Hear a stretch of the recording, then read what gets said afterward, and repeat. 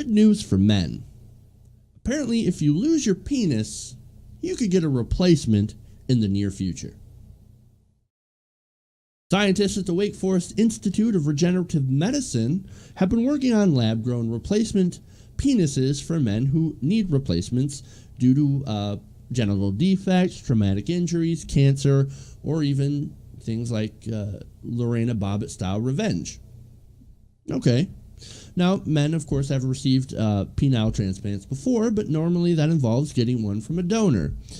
That, of course, can lead to the body rejecting it, as with any transplants, and not to mention the different psychological factors involved with getting a transplant of anything.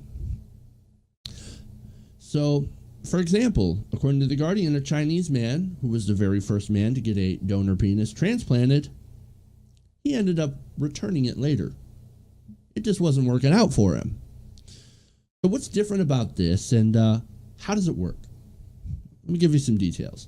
According to Dr. James Yu, they take a donor penis, so there's still a donor involved, but they end up soaking it in a mild detergent to essentially get rid of some of the cells, or all the donor cells.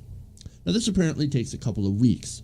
So you soak this donor penis for a few weeks, and then you come back, and it's essentially an empty scaffold. It continues, quote, Now after you do that, you're left with a mostly collagen scaffold, a skeleton, if you like, that looks and feels just like the organ.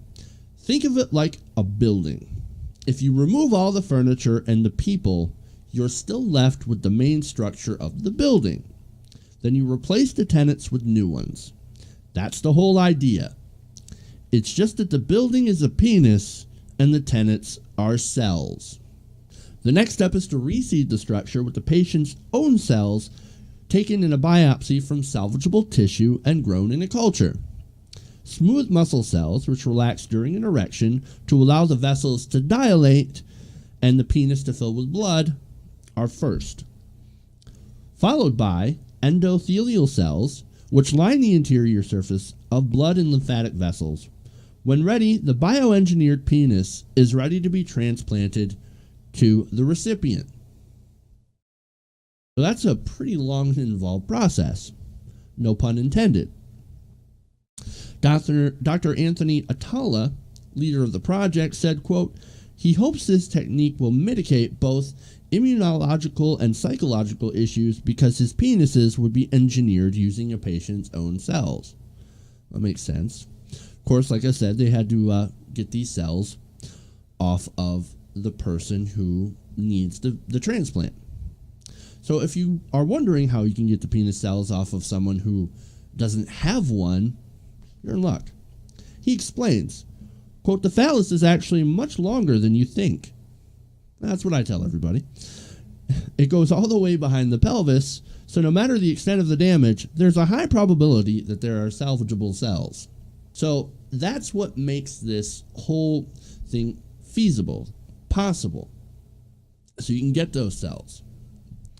Now, of course, there's still a lot of work to be done. This isn't a completed science. There's still a lot of research. There's still a lot of testing.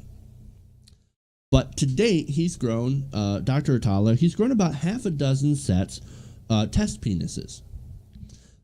Now, these will not be transplanted, but they will be undergoing various tests to see if they'll be able to perform as they're supposed to. Dr. Atala hopes that they'll be able to do a first test on a person within about 5 years or so.